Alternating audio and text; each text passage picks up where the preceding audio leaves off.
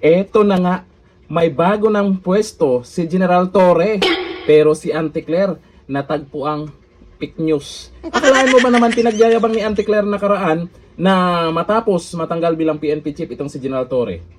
Meron daw mas mabigat na pwesto na ibibigay kay Torre. Ito ang sabi niya nakaraan, oh. Sana si General Torre, no?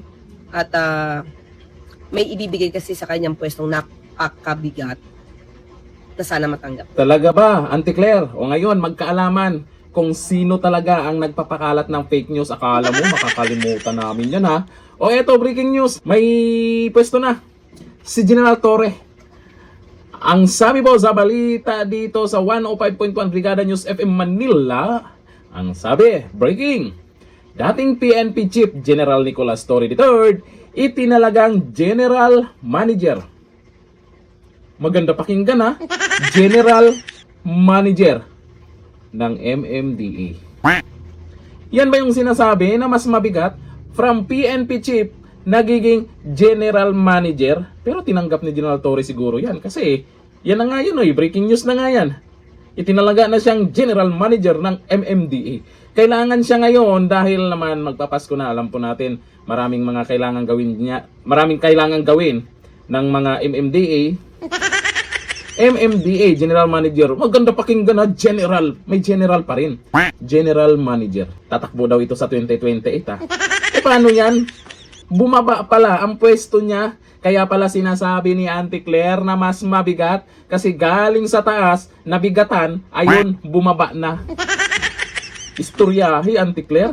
Yung pinagyayabang nyo nakaraan, pinaasa nyo yung tao. Sa bagay, okay din naman yan kaysa wala. At least meron siyang bagong pwesto. Kahit papano naman ay meron pa rin, matatawag pa rin siyang General Manager. Yun nga lang sa MMDA. Okay din naman yan.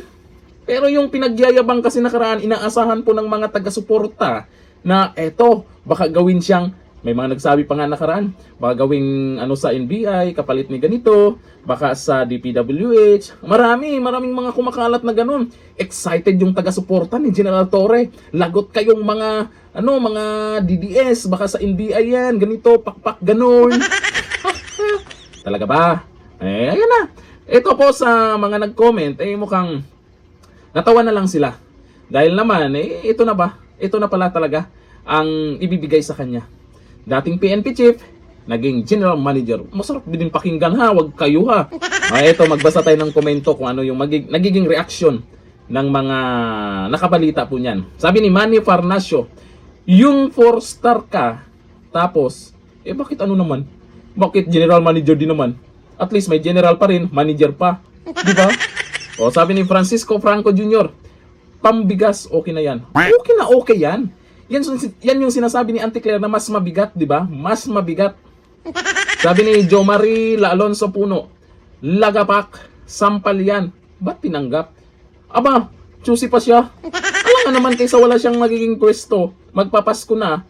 Sa bagay, pamasko din para sa kanya. Tatanggapin na niya na mayroon siyang bagong pwesto.